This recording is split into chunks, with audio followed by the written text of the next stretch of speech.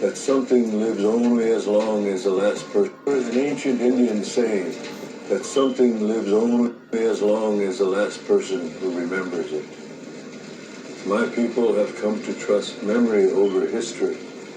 While history serves only those who seek to control it, those who would douse the flame of memory in order to put out the dangerous fire of truth. Beware these men, for they are dangerous themselves and unwise. Hidden deep beneath the canyon walls of the New Mexico desert lies a mysterious ancient city, a place of magic rituals, astronomical alignments, and supernatural legends. This massive city was lost for centuries when its occupants seemingly vanished overnight, nearly 1,000 years ago. To this day, archaeologists and historians are unable to piece together exactly what happened here. So we traveled into the ruins, looking for any clues that will help us understand the true history of the canyon. What we soon would discover is a history far more shocking than anyone can believe. So join us for a unique look into Chaco Canyon, home of the Ancient Ones. The Anasazi were an ancient culture that lived in the Colorado Plateau. No one knows why they built their fortified cities, but we do know that their entire civilization ended suddenly when they abandoned their homes. Some have speculated that the nature spirits worshipped by the Anasazi became destructive demons when the community ceased to maintain their sacred laws. These beings terrorized the population, often appearing to children before taking them away forever. The ancient Anasazi people had superior knowledge of mathematics, astronomy, ritual magic, and some claim they also possessed supernatural abilities.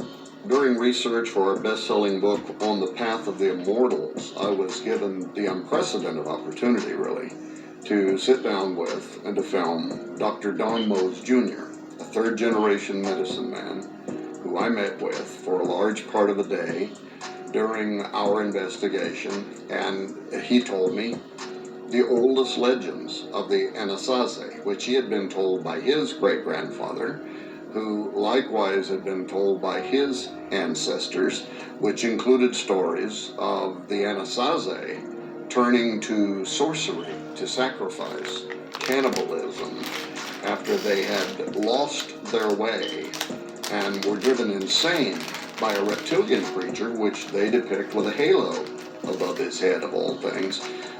Images of that being are, by the way, included in the petroglyphs. And I believe that they likely attest to the fallen reptile or reptiles of biblical fame, which also misled humanity. He began drawing in the sand on the floor and reciting the first part of the story of the ancient Anasazi and how it had been repeated to him by his father and grandfather, who had also been told by their ancestors and so on, a legend that Dr. Mose alone had undoubtedly repeated hundreds of times before at the Navajo school. Now, since it was obvious to us that this Navajo historian was really indifferent to our camera and our recording plans, and in fact I could tell he was really uncomfortable with us putting him on film, but thankfully he let us proceed nevertheless.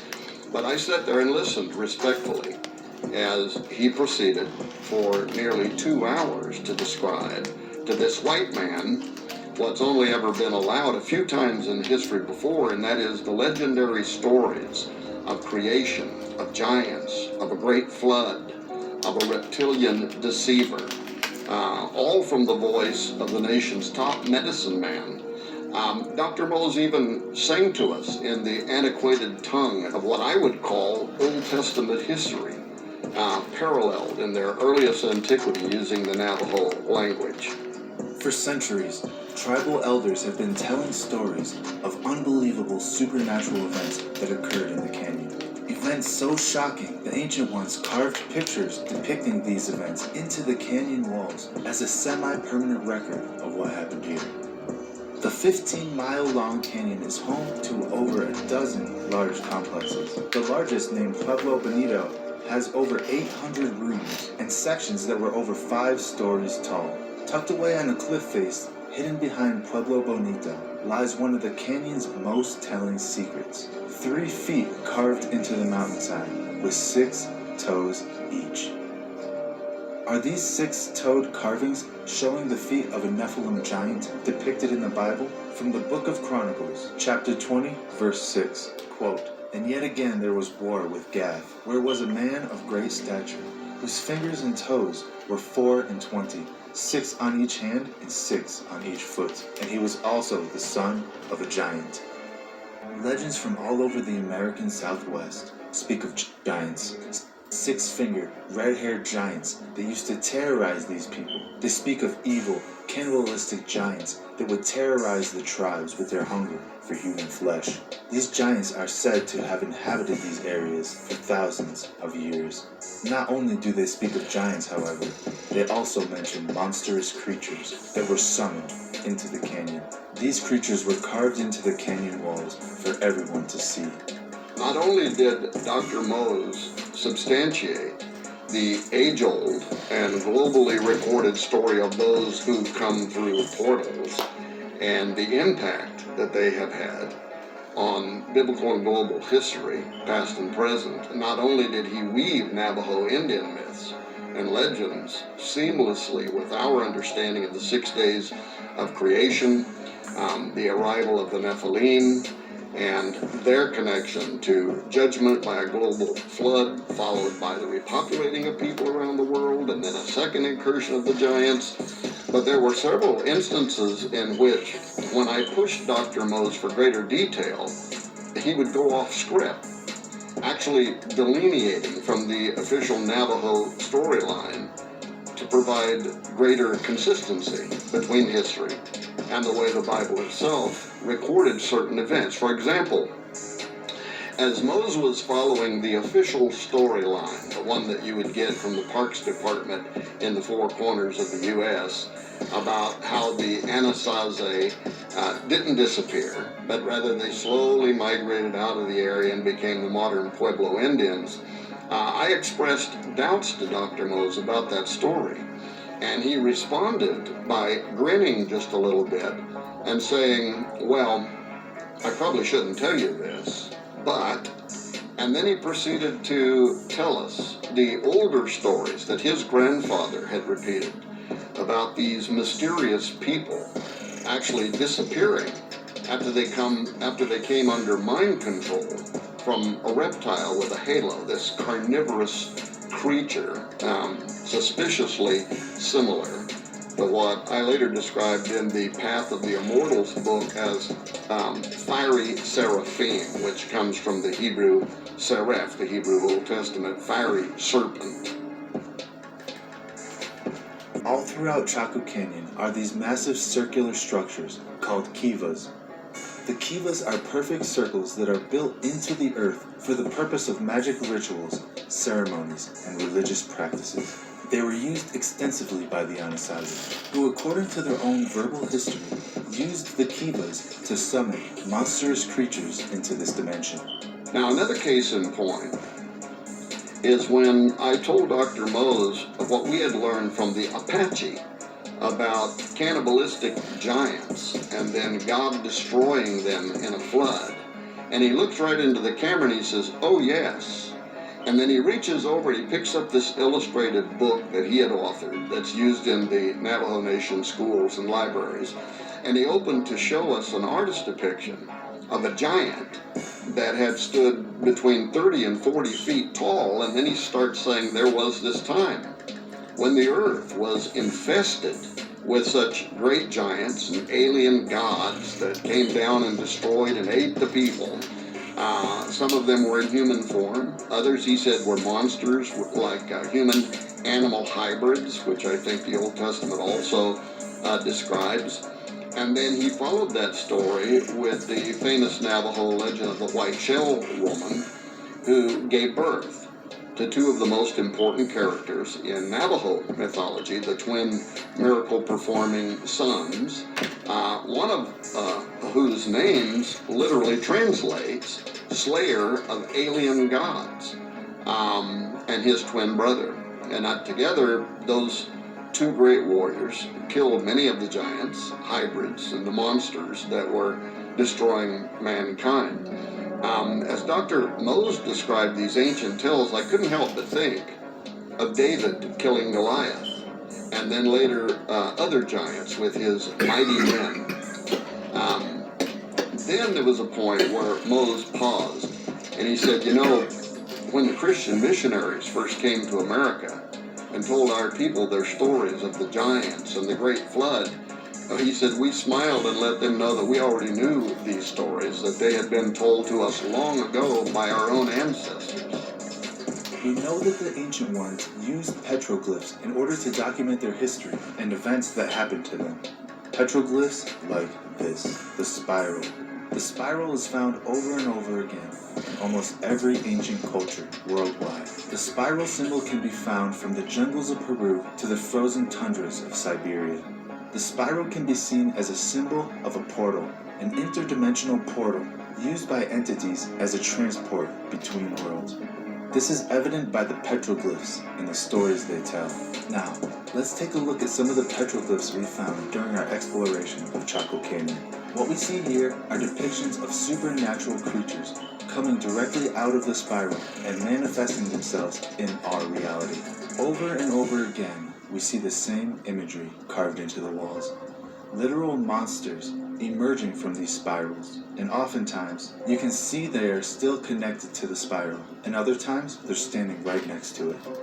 You will also see images of humans getting sucked into the spiral upside down, and on the other side emerges a monster. This is a common theme throughout the canyon, and these depictions can be found at numerous petroglyph sites in Chaco Canyon, and they all seem to be telling us the same exact story. During our investigation of the canyon, we came across several interesting petroglyphs, depictions of monsters, dragons, gray aliens, and weird-looking beings. But I never found what I was looking for. We searched the entire park for the six-toed footprints of the Nephilim giants. These footprints have been documented numerous times by mainstream publications, yet they're nowhere to be found. I started to wonder, maybe they're hiding the footprints. So I decided to stop a park ranger and ask him. The conversation went a little bit like this. Oh, excuse me, sir. Can I ask you a quick question? And the ranger replies, yes, absolutely. What can I help you find? I'm looking for these six-toed footprints that were carved in the canyon wall behind Casa Bonita. Do you know where those are? The ranger says, yes, those footprints. They're located in an off-limits area. Unfortunately, we closed it off to the public. Closed to the public. Makes you wonder what else they have closed off to the public. And as we were about to leave the park, we decided to go and watch the 30-minute video inside the visitor center. And what we saw was shocking. They showed us petroglyphs from inside the park like no other we have ever seen. Perfectly clear images of interdimensional beings with pyramids stacked on top of their head. We walked through the entire park and did not see these petroglyphs. So it made me wonder, where are these petroglyphs and what else are they hiding from us? In 1999, an anthropologist working for the University of Utah published a book entitled Man-Corn: Cannibalism and Violence in the Prehistoric American Southwest. The term man-corn is the literal translation of the Aztec word Tiactalua, which refers to a, quote, sacred meal of sacrificed human meat cooked with corn. In Turner's book, they provide evidence of cannibalism in 72 ancient Anasazi sites, including Chaco Canyon. Forensic evaluations of bones found at these sites proves they were cannibalized. But the question is by whom? Who were eating the Anasazi? After the collapse of Chaco Canyon, around 1150 AD, the remaining members of the Anasazi spread out and separated. They moved deep into remote canyons and started building their new dwellings high up on cliff faces or on highly fortified mesas. To archaeologists, it's as if the Anasazi were overtaken by some strange paranoia, hiding from some terrible enemy, but no matter how hard they looked, no enemy was found. Or was it? Keeping in mind that these legends materialized globally at approximately the same time, it's more likely than not, in my opinion, that the universal story agrees with the record of every major culture of the ancient world in which the astonishingly consistent story is told of gods that descended from heaven and or came through spiral vortices to materialize in bodies of flesh. From Rome to Greece, and before that to Egypt, Persia, Assyria, Babylonia, Sumer, the earliest records of civilization tell of the era when powerful beings known to the Hebrews as watchers, and in the book of Genesis as the B'nai Ha-Elohim, the sons of God, mingled themselves with humans, giving birth to part celestial, part terrestrial hybrids known as Nephilim. The Bible says this happened when men began to increase on earth and daughters were born to them, when the sons of God saw the women's beauty, and they took wives from among them to sire their unusual offspring. I believe a record of this first incursion of hybrid humans and six-toed giants is recorded in Genesis 6:4, when it says there were giants in the earth in those days. That's the first incursion before the flood. And also after that, that is after the flood, the second incursion, when the sons of God came in unto the daughters of men, and they bare children to them.